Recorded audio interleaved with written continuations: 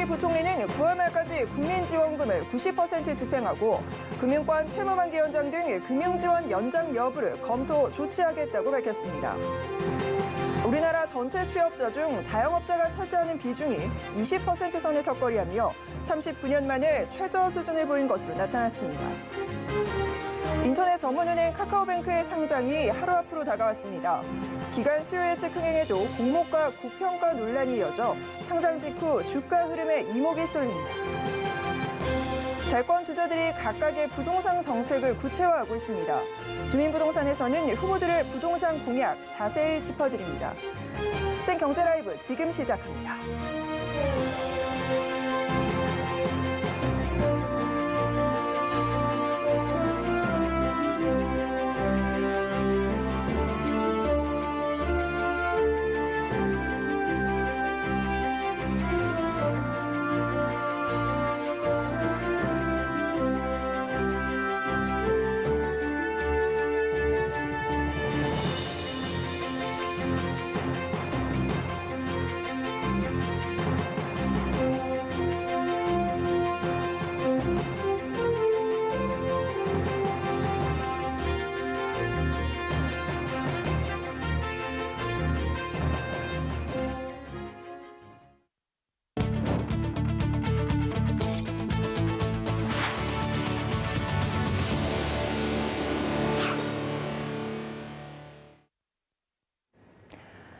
시청자 여러분 안녕하십니까? 생경제라이브 김혜영입니다. 홍남기 경제부총리 겸 기획부 장관이 오늘 오전 정부 서울청사에서 비상경제 중앙대책본부회의를 열고 소상공인 코로나 위기 극복 추가 지원 방안을 발표했습니다. 먼저 희망회복자금 및 상생국민지원자금을 다음 달 말까지 90% 진행합니다. 또한 다음 달 중 만기 연장과 이자 상환 유예 등 금융지원에 대해서도 연장 여부 등을 검토합니다. 코로나19 이후 경쟁력을 갖추기 위한 지원책도 마련합니다. 홍 부총리는 디지털 판로 개척과 수입 안정화를 위해 내년까지 3,000개의 소상공인 구독경제 참여 기업을 키우겠다고 밝혔습니다. 이외에도 중소기업 랜섬웨어 관련 솔루션을 지원해 내년부터 주요 정보통신 기반 시설의 백업과 복구 방안 마련도 추진합니다. 우리나라 전체 취업자 중 자영업자가 차지하는 비중이 39년 만에 최저 수준으로 떨어졌습니다. 중소벤처기업연구원과 통계청에 따르면 지난 6월 자영업자는 558만 명으로 전체 취업자의 20.2%에 그쳤습니다. 이 비중은 관련 통계가 있는 1982년 7월 이후 가장 낮은 수준입니다. 이처럼 자영업자 비중이 떨어진 데는 코로나19 영향이 큰 것으로 분석됩니다. 전체 취업자는 코로나19 사태로 지난해 3월부터 줄곧 감소세를 보이다 올해 3월부터는 증가세로 돌아섰습니다.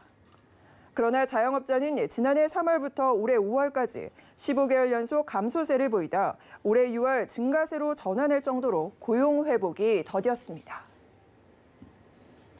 카카오뱅크 상장이 하루 앞으로 다가왔습니다. 역대급 증거금을 끌어모았지만 공모가 고평가 논란은 여전한데요. 향후 주가 전망 짚어봤습니다. 앵커 리포트입니다. 카카오뱅크가 내일 코스피 시장에 입성합니다. 따상에 성공하면 주가는 10만 1,400원까지 오릅니다. 따상 성공 시 시가총액도 단숨에 8인 현대차 수준으로 올라섭니다. 금융 대장주인 KB금융의 2배가 넘는 겁니다. 그러나 증권가에서는 따상 성공은 쉽지 않을 것으로 분석하고 있습니다. 우선 끝나지 않은 고평가 논란이 여전합니다. 주가 순자산 비율 PBR이 기존 은행주의 경우 0.44배인데 카뱅은 3.7배에 달합니다. 기업 가치를 과도하게 높게 산정했다는 겁니다. 핵심은 카뱅의 본업을 은행으로 볼 것이냐 플랫폼으로 볼 것이냐인데 카뱅은 해외 핀테크 업체를 비교군으로 공모가를 선정해 몸값을 올렸습니다. 낮은 의무보유 확약 비율도 변수입니다. 카뱅의 의무보유 확약 비율은 60%가량으로 앞서 상장한 SKIT와 SK바이오사이언스보다 낮습니다. 확약이 걸려있지 않은 물량이 많은 만큼 상장 직후 차익 실현 매물이 쏟아질 수 있는 겁니다. 최근 위축된 공모주 투자 열기도 부담입니다. SKIT 등 대형 공모주의 따상 불패 신화가 깨진 데다 공모가 고평가 논란으로 크래프톤이 흥행 실패를 기록하며 카카오뱅크에도 불똥이 튀는 것 아니냐는 우려가 나오고 있습니다. 서울경제TV 김혜영입니다. 호실적에도 불구하고 부진한 주가를 보였던 삼성전자가 8만 원대를 회복했습니다. 특히 삼성전자가 메타버스와 디지털 화폐 등 새로운 사업 진출 소식에 투자자들의 관심을 끌고 있습니다. 유래님 기자입니다. 오늘 삼성전자의 주가는 소폭 하락했으나 지난 3거래일 동안 누적 5.51%의 상승률을 기록하며 12거래일 만에 다시 8만 원대에 안착했습니다. 삼성전자는 올 2분기에도 시장 전망치를 웃도는 실적을 공개했지만 지난달 30일 7만 8천 원대까지 밀리며 하락세를 면치 못했습니다. 메모리 수요에 대한 적극적인 대응으로 삼성전자의 올해 2분기 매출액과 영업이익은 각각 63조 6,700여억 원, 12조 5,600여억 원을 기록해 전년 대비 두 자릿수의 상승률을 보였습니다. 특히 지난 1일 미국 월스트리트 저널에서 삼성전자의 2분기 반도체 매출은 약 22조 7,400억 원으로 인텔을 꺾고 반도체 세계 1위 자리를 차지했다고 보도하자 주가 상승세가 이어진 것으로 나타났습니다. 최근 삼성전자가 메타버스, 디지털 화폐 등 새로운 사업에 진출한 것도 주가 상승에 기여했다는 분석입니다. 과학기술정보통신부는 지난 5월 디지털 뉴딜 실현을 위해 출범한 메타버스 얼라이언스에 삼성전자가 신규로 포함됐다고 밝혔습니다. 또한 삼성전자는 카카오와 함께 한국은행에서 진행 중인 중앙은행 디지털 화폐 사업에 참여하는 것으로 확인됐습니다. 삼성전자는 앞으로 10개월간 대표 스마트폰인 갤럭시 모델에 CBDC를 적용하는 등 모의 실험 협력사로 참여할 계획입니다. 6개월간 부진한 주가를 보였지만 증권업계에서는 3분기부터 비메모리 사업의 실적 개선이 본격화될 것으로 전망하며 여전히 삼성전자의 목표 주가를 10만 원대로 유지하고 있습니다. 서울경제TV 윤혜림입니다.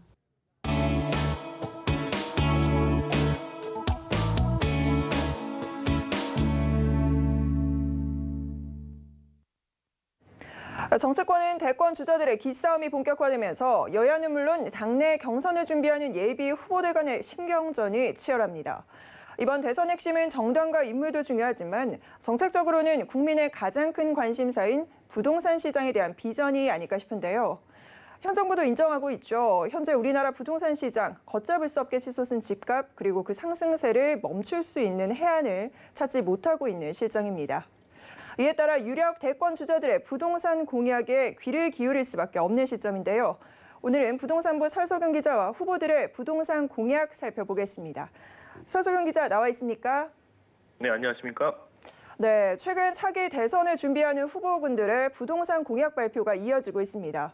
특히나 여권 주자들의 기싸움이 굉장히 팽배해 보이는데 어떤 공약들이 있었는지 정리 먼저 도와주시죠. 네, 민주당 대선 예비 후보들이 TV토론 등 본격적인 경선 레이스를 펼치고 있는 가운데 하나둘씩 발표되는 공약에 관심이 쏠리고 있습니다. 특히 지난 보궐선거와 마찬가지로 이번 대선은 부동산 정책과 비전 등에 대한 국민 잣대가 높을 것으로 예상되는데요. 현 정부도 수차례 국민담화 등 발표를 통해서 부동산 정책 실패를 인정한 만큼 차기 정부에 대한 국민적 기대감도 높다고 할 수 있습니다. 그만큼 부동산 공약은 현 정부와 기조를 같이 하는지 달리하는지 또 제시한 부동산 시장 안정화 방안이 실현 가능할지에 대한 평가가 이뤄질 것으로 보입니다.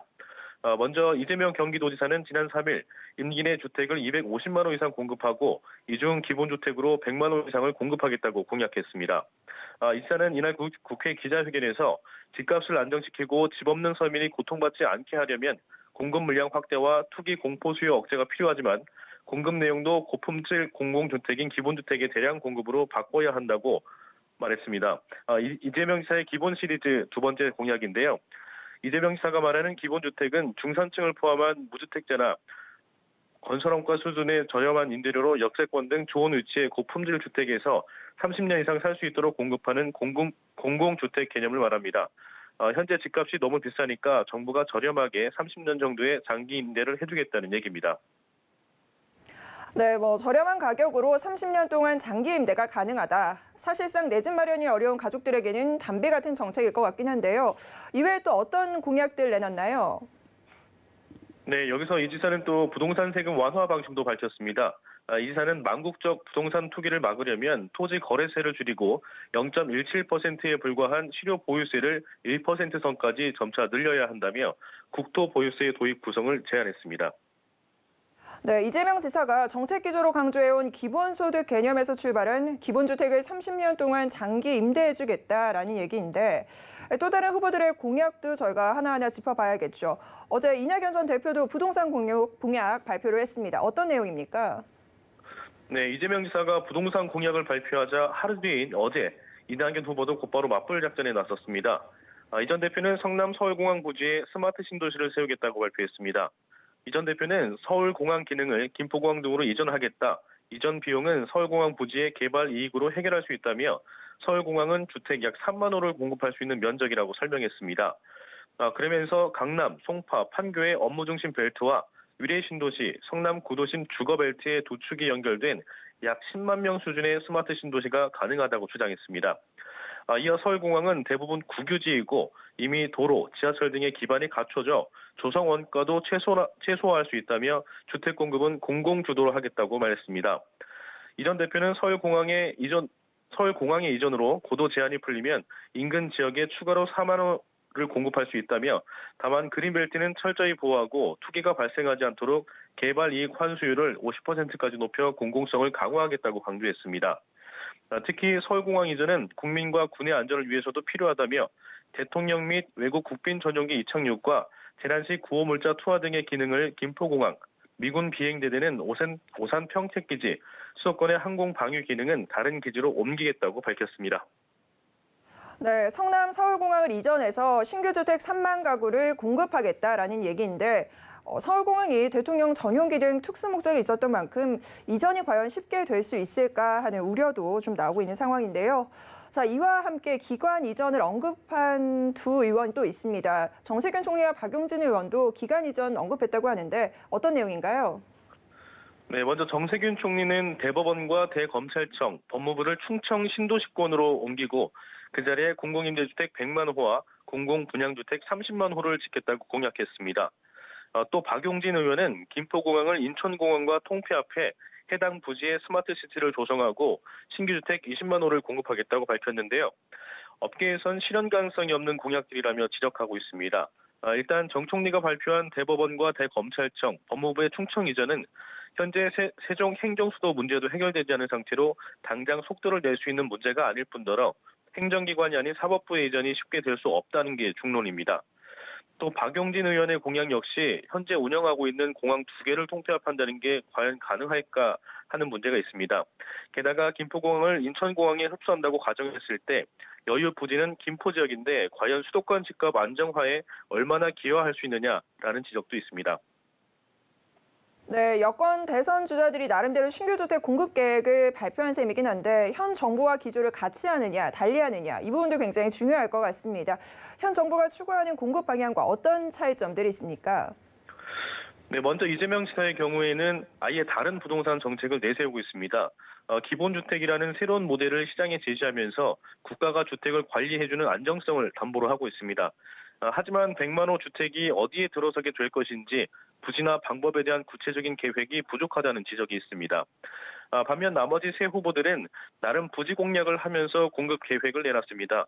공항과 대법원, 대검찰청, 법무부 등인데요.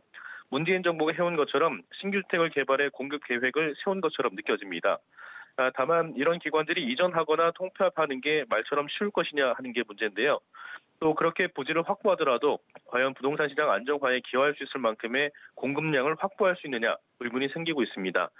업계에서도 너무 공급 숫자에만 치중한 공약들 아니냐라는 지적이 나오고 있는데요. 김효선 NH농협은행 올백자문센터 수석 전문위원입니다.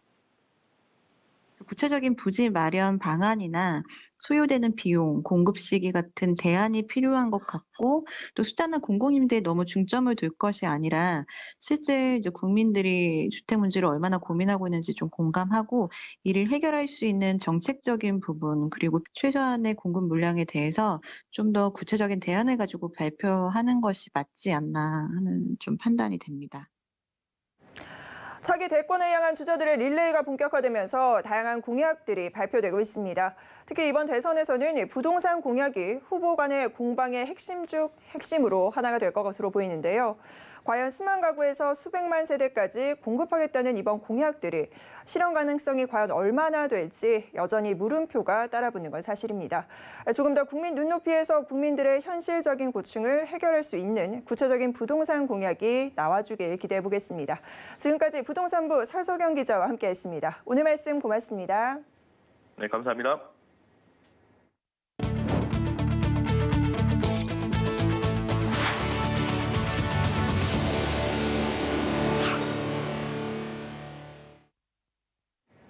현대자동차와 기아차가 최대 자동차 시장인 미국에서 친환경차를 중심으로 판매 호조를 이어가고 있습니다.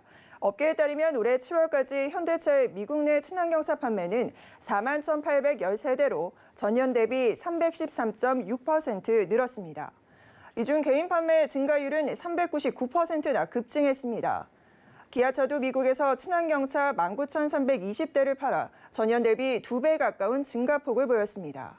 양사를 합친 판매량은 6만 대를 돌파하며 전년에 비해 205.2% 증가했습니다.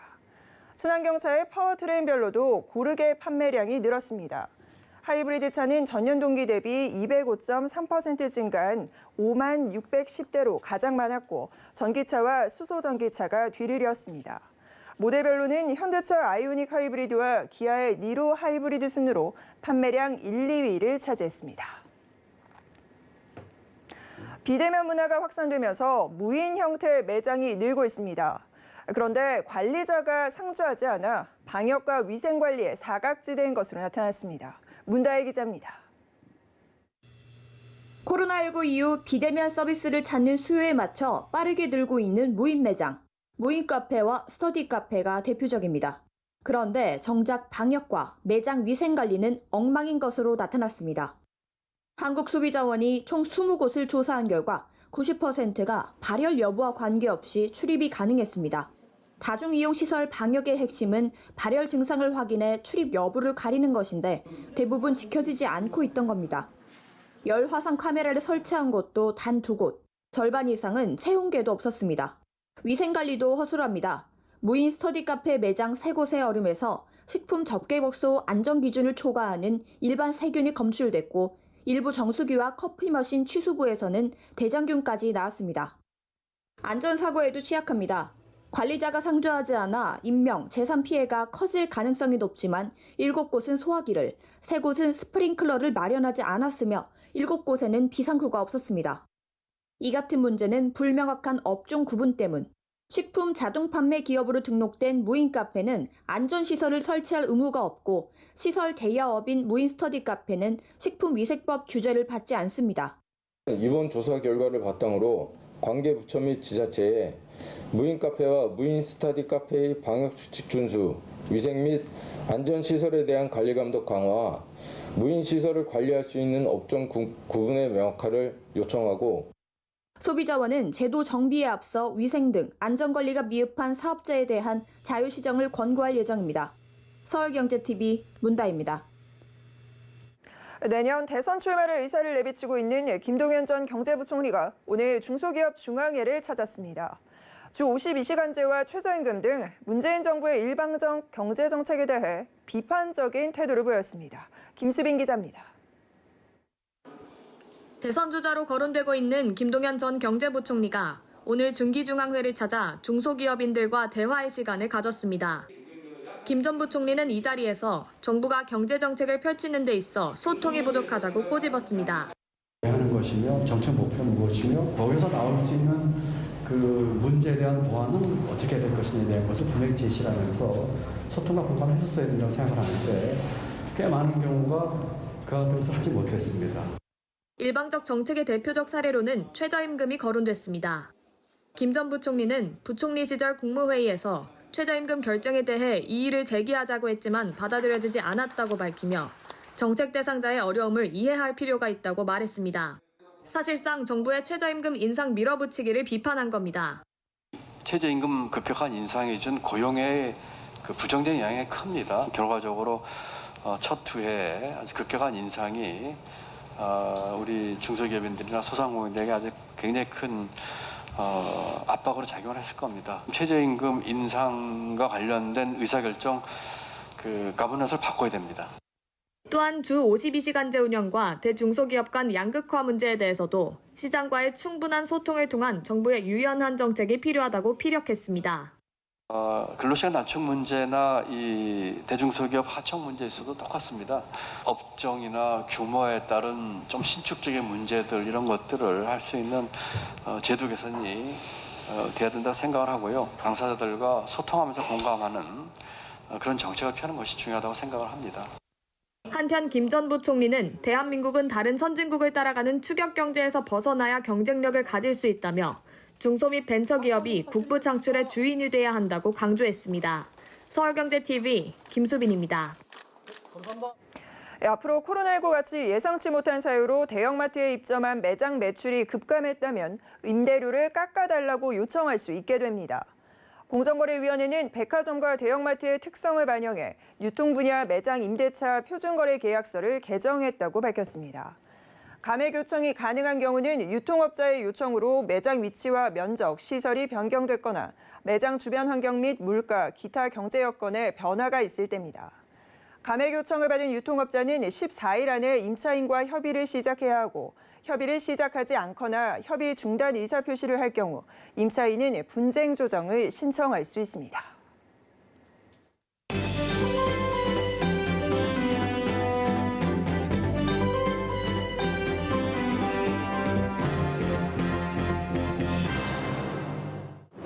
전국의 폭염 사태로 서울 어느 아파트에서는 부족한 전력량 때문에 에어컨 홀짝제 운동 안대문이 게시됐고 재택근무로 전환하는 기업의 수가 늘어나고 있습니다.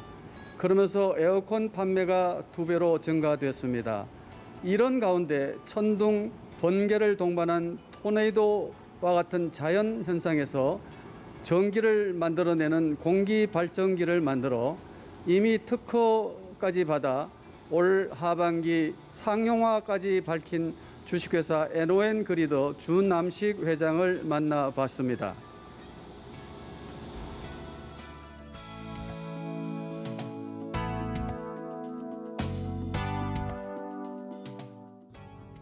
유럽연합은 지난해 신재생에너지 비중이 처음으로 화석연료를 넘어서며 빠른 에너지 전환을 실행하고 있습니다. 하지만 우리나라는 지난 한 해 동안 생산한 전력 가운데 신재생에너지 비중이 고작 6.6%에 불과합니다. 일본과 미국이 각각 18%, 17%인 것과 비교해도 한참 모자란 수치입니다. 우리나라는 국토가 좁고 바람도 강하지 않아 신재생에너지 생산에 불리한 환경을 가져 화석연료 대체가 쉽지 않은 상황입니다. 이 가운데 한 국내 중소기업이 세계 최초로 공기발전기 기술을 개발해 주목을 끌고 있습니다. 공기발전기는 공기 중에 있는 열에너지를 전기에너지로 만드는 장치예요.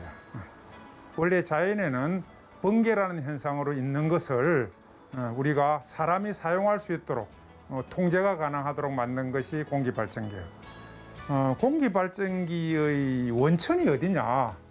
원래 자연 속에 있는 건데 이미 신이 우리에게 선물로 준 자연 속의 에너지를 전기에너지로 바꾸어 쓰는 그런 어떻게 보면은 이거는 발명하기보다는 자연에 있는 에너지를 발견해서 사용 방법을 찾아낸 그런 기계입니다. 주남식 NON그리드 회장이 개발한 공기발전기는 환경에 위협적인 온실가스나 방사성 폐기물이 없고 설치 지역이나 기후의 영향을 받지 않는 새로운 개념의 신재생 에너지 기술입니다. 토네이도의 원리를 이용해 순간적으로 공기가 유입되는 진공 상태를 만들어 전기로 바꿀 수 있는 에너지 발생 시스템을 구축한 겁니다. 공기가 있는 곳이면 어디서든 스스로 전기를 생산할 수 있고 별도의 전력망도 필요 없어 에너지가 필요한 현장에 즉각 전기를 공급할 수 있습니다. 공기 발전기는 스스로 전기를 생산하기 때문에 별도의 전력망이 필요하지 않아요. 그래서 모든 전기 전자제품에 공기 발전기가 들어가면은 코드가 없는 그런 시스템이 가능하고, 우리나라의 경우에 한 1억 2천만 정도의 킬로와트 정도의 전기가 있는데, 이걸 공기 발전기로 대체한다면은 11조 원이면은 우리나라의 모든 전기를 공기 전기로 바꿀 수가 있어요. 주남식 회장은 공기 발전기가 상용화되면 전력 사용 편의성이나 경제성 면에서 새로운 시대를 열 수 있다고 자신합니다. 주 회장에 따르면 공기 발전기의 초기 생산 비용은 태양광 발전의 20분의 1, 풍력 발전의 30분의 1에 불과합니다. 3kW 전기를 30년 사용할 경우 한전 전기료는 약 5천만 원, 풍력 발전은 8천만 원, 태양광은 1억 5천만 원이 들지만 공기 발전기는 990만 원이면 충분하다는 설명입니다. 또 상용화 시 가정용 공기 발전기 대당 가격은 1kW 용량이 330만 원, 상업용 100kW는 3억 3천만 원 가량 될 것으로 예상했습니다. 공기 발전기는 이처럼 적은 면적과 비용으로 전기를 생산할 수 있어 일상생활에 쓰이는 가전제품이나 자동차는 물론 항공기, 우주선 등 모든 분야에 적용이 가능합니다. 이 고마운 발전들은 사실은 온난화 가스를 많이 넣어서 기후변화를 일으키든지 아니면 환경 피해를 일으키든지, 그리고 경제성 문제 등 한 가지 아니면 한 가지 이상의 여러 가지 문제들이 있습니다. 그러나 이 공기 발전은 무궁한 공기를 청정한 발전으로 바꾸는, 어떻게 보면 꿈 같기도 하고 어떻게 보면 허황하기도 된 그런 발전이라고 생각합니다. 주남식 회장은 지난해 10월 정보통신부가 주최하고 한국전력이 주관하는 에너지 시큐리티 해커톤 프로젝트에 공기의 열 에너지를 활용하는 초분산 전력 시스템 구축이라는 주제로 참가해 산업통상자원부 장관상을 수상하며 공기 발전기의 우수성과 잠재력을 인정받았습니다. 주 회장은 공기 열 에너지의 원천 기술을 이용해 인류의 미래에 기여할 수 있도록 공기 발전기 상용화에 최선을 다하겠다고 밝혔습니다. 서울경제TV 강원순입니다. 네, 생경제라이브 저희가 준비한 소식 여기까지입니다. 시청해주신 여러분 고맙습니다.